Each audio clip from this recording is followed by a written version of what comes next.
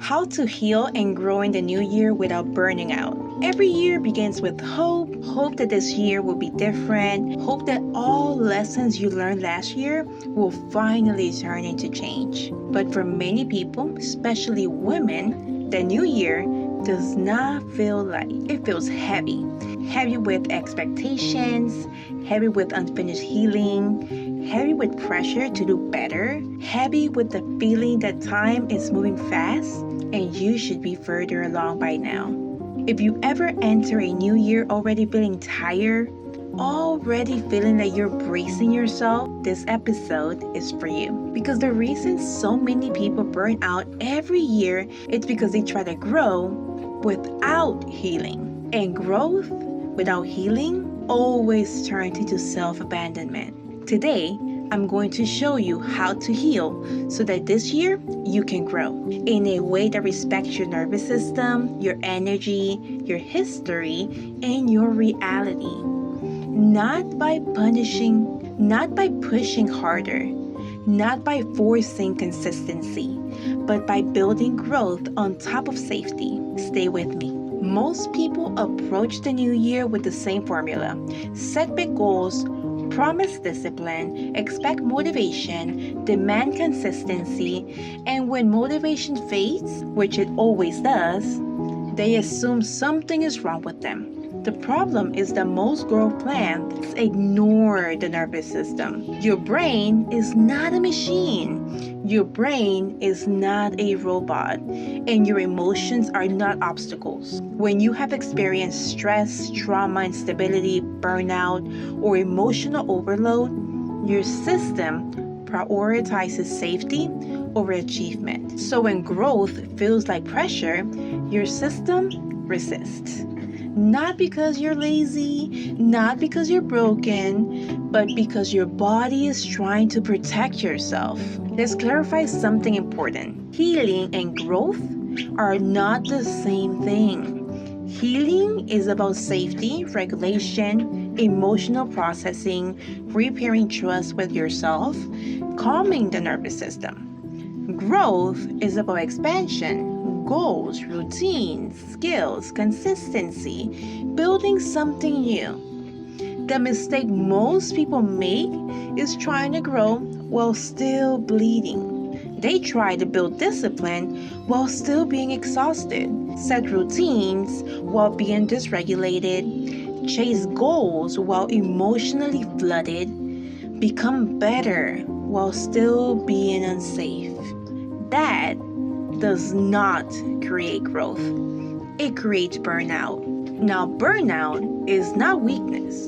Burnout is the body saying, this is too much, too fast, for too long. Burnout happens when effort is more than capacity, when pressure is more than safety, when expectation is more than regulation. And the most self-critical you are, the faster the burnout arrives. Because shame drains energy faster than effort. So if every goal feels like a test for growth, proof of healing, evidence that you're changing, your nervous system never relaxes. And a system that never relaxes cannot sustain growth.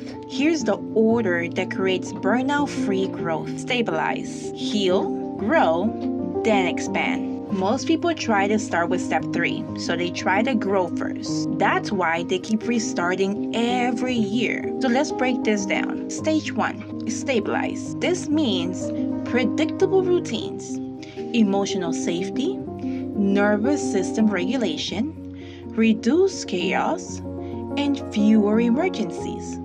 This stage is not glamorous, but without it, nothing will last. You need to ask, what does my system need to feel safe enough to stay consistent? Stage 2, heal. Healing means processing emotions, grieving losses, releasing old patterns, understanding triggers, and learning boundaries.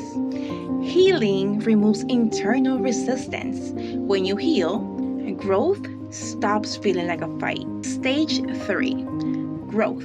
Growth becomes possible after safety already exists.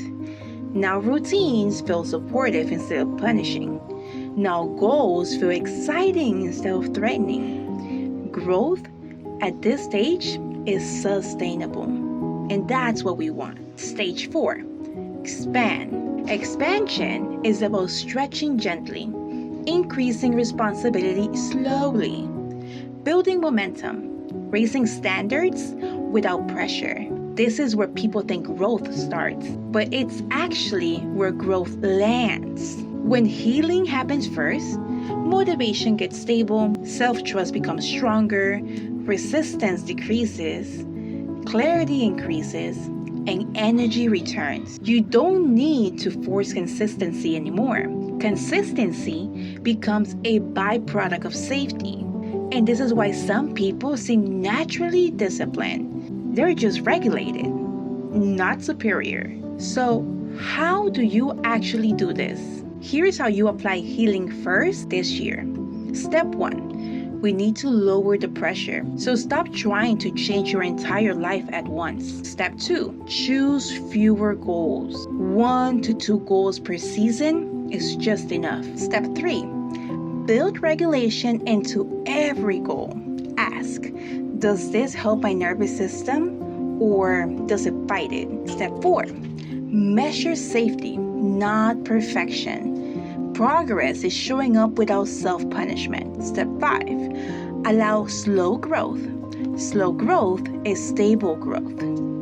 And that's what we're looking for. Burnout-free growth looks like fewer dramatic changes, more consistency, rest without guilt, progress without panic, boundaries without explanation, and self-trust without force. It may look boring from the outside, but it feels peaceful on the inside. And peace is the foundation of everything that lasts. If you take one thing from this episode, let it be this. You don't need to push harder this year. You need to build safety first. Healing is not a delay. Healing is preparation. If this resonated with you today, please write down in the comments, I heal first, then I grow. Feel free to also leave in the comments other things that happened in previous years that kept you from reaching your goals, so we can work on it together, because this is how cycles break. This is how burnout ends. And this is how real change happens. You are breaking the chain. And I am very proud of you. So let's keep growing together, let's keep healing together, and let's make this year the best year possible. So I'll see you in the next one. Bye.